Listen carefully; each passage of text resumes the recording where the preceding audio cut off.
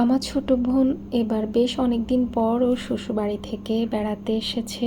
আর সেই জন্য আমার ছোট কাকিমা ওর জন্য অনেক কিছু রান্না করে এনেছে। আমরা গতকালকে কাকিমার হাতে রান্না দিয়েই লাঞ্চ করেছি। রান্নাগুলো বেশ মজা হয়েছে, বিশেষ করে শিং মাছের মরিচ বাটাটা অনেক মজা হয়েছে। বিকেলে আমি, আমার কাজিন, ওর বাচ্চারা, আমার আম্মু, আমার চাচি সবাই মিলে একটু হাঁটতে বের হয়ে গেলাম।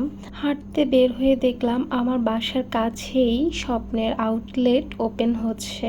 আমাদের চৌমুহনীতে এখন স্বপ্নের আউটলেট দুটো, একটা হচ্ছে সিঙ্গার রোড আর একটা হচ্ছে এখন আমাদের কলেজ রোড। এই যে চলে আসলাম আমার সেই প্রাণ প্রিয় ক্যাম্পাসে, যেখানে লাইফের প্রায় 8 থেকে 9টা বছর কাটিয়েছি। সেই পুরনো স্মৃতি, ক্লাসে আড্ডা দেয়া, ক্লাস শেষে মাঠে গিয়ে গল্প করা। আর এখন ফ্রেন্ডরা কে কোথায় আছে ঠিকমতো সেটাই জানি না। যাই হোক, বাচ্চাদের সাথে নিজের কলেজের গল্প শেয়ার করতেছি আর হচ্ছে হাঁটতেছি। আমাদের কলেজটা হচ্ছে চৌমুহনী এসএ কলেজ, এটা সরকারি কলেজ। কলেজের ভেতরটা এত সুন্দর, বিকেলবেলা এখানে সবাই হাঁটতে যায়। কলেজের পেছনে বিশাল মাঠ থাকার কারণে অনেকে সেখানে গিয়ে ব্যাডমিন্টন, ক্রিকেটও খেলে। আসলে বিকেলে কলেজের ভিউটা এত জোস ছিল। আমি প্রায় বাচ্চাদেরকে নিয়ে হাঁটতে যাই, তবে এবার বেশ অনেকদিন পরেই কলেজের ভেতরে গেলাম। ভালোই লেগেছে।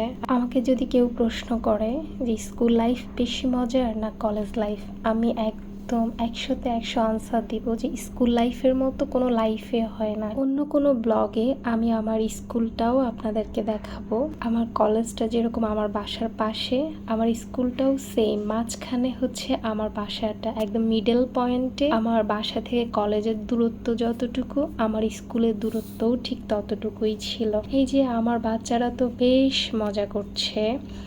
আমার মেয়ে আর আমার কাজিনের মেয়ে আবার গুড ফ্রেন্ড। ওরা দুইজন একই বয়সের হওয়াতে ওদের জন্য ভালো বন্ডিং হয়েছে। আমরাও ছোটবেলায় সেম ছিলাম।